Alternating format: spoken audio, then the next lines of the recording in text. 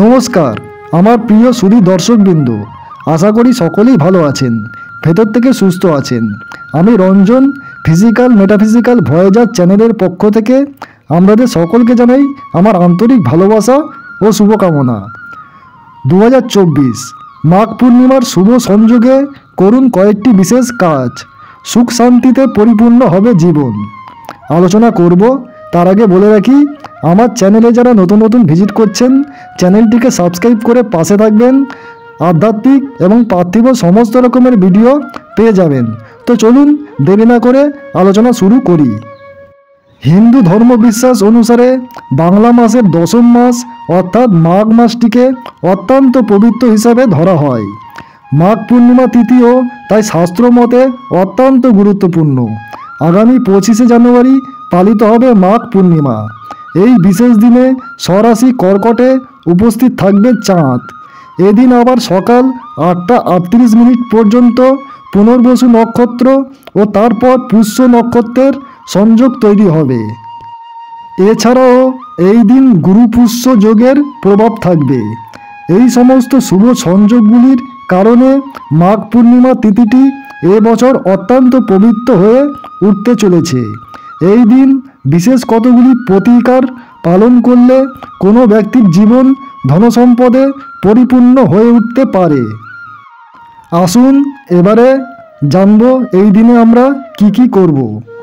মাঘ মাসের পবিত্র পূর্ণিমা তিথির শুভ ফল লাভ করার জন্য এদিন সকালে স্নান সেরে ঈশ্বরের আরাধনা এবং পিতৃপুরুষের তর্পণ করা অত্যন্ত শুভ।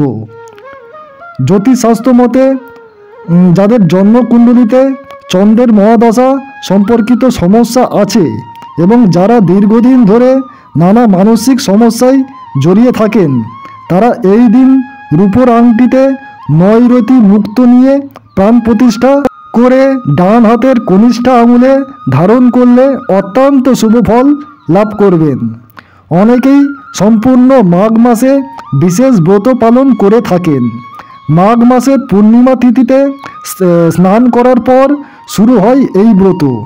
এই দিন স্নান সেরে ভগবান মধুসূদনের পুজো করলে সেই ব্যক্তির মৃত্যুর পর স্বর্গলাভ হয়।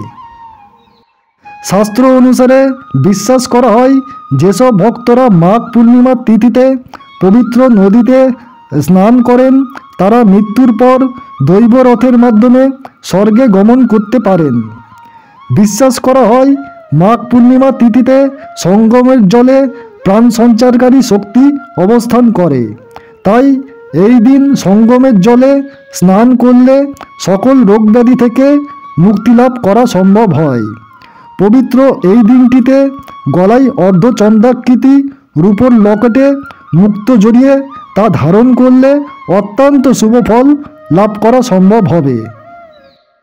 মাঘ পূর্ণিমার অতি পবিত্র দুর্লভ এই সংযোগে গঙ্গা বা অন্যান্য পবিত্র জলাশয় স্নান সেরে সাদা চন্দন, চাল, সাদা ফুল, ধূপকাঠি, প্রদীপ, সাদা বস্ত্র নিবেদন করে চন্দ্র দেবতার পুজো করলে সুফল মেলে। মাঘ পূর্ণিমার বিশেষ দিনে ব্রাহ্মণ ভোজন এবং দান করলেও সেই সঙ্গে সন্ধ্যাবেলা সত্যনারায়ণ ব্রতকথা শ্রবণ করলে অত্যন্ত সুফল লাভ করা সম্ভব হয়। আশা করি ভিডিওটির মাধ্যমে আপনারা মাঘ পূর্ণিমা সম্পর্কে বিস্তারিত জানতে পেরেছেন এবং লাভবানই হয়েছেন।